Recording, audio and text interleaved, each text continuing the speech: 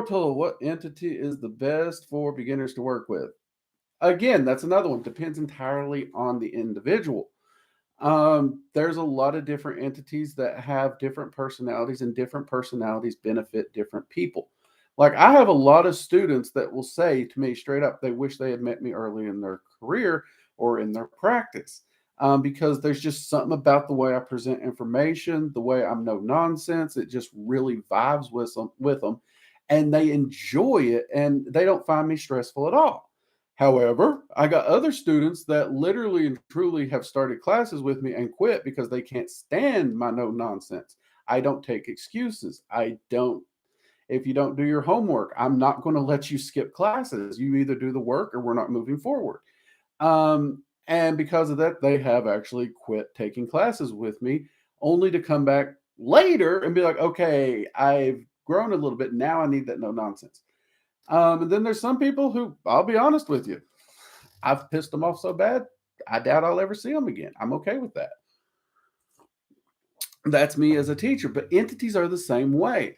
There are people who absolutely despise working with Odin. They will never work with Odin. Odin don't give a shit.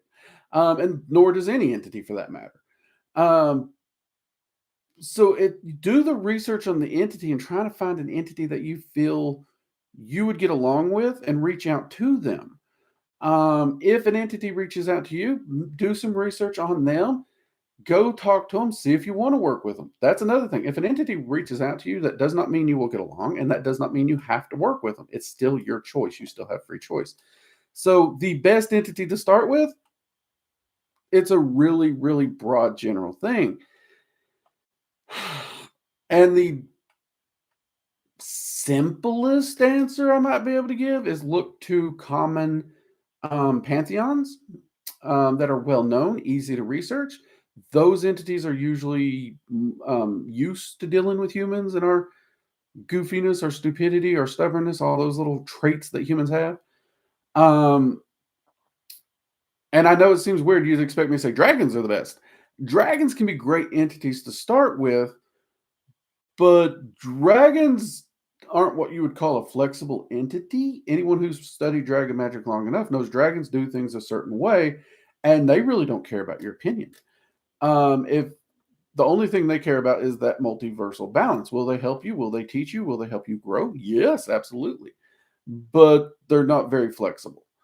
But by and large, I have found that their methodology and the way it lays out is pretty simple for most people to follow, as long as they're willing to put in the work ethic. If you don't have a work ethic and you're worried about your feelings getting hurt, and you don't like when an authority figure or a teacher um, is willing to tell you off, yell at you, or tell you where you effed up, dragons might not be the best road. Dragons aren't for everybody. Um, just like the Norse. I mean, the Norse are very accountability forward. So that's why a lot of people don't like working with them. There's a saying within heathenry that the gods don't do things for us, they teach us to do for ourselves. That is very true within the Norse.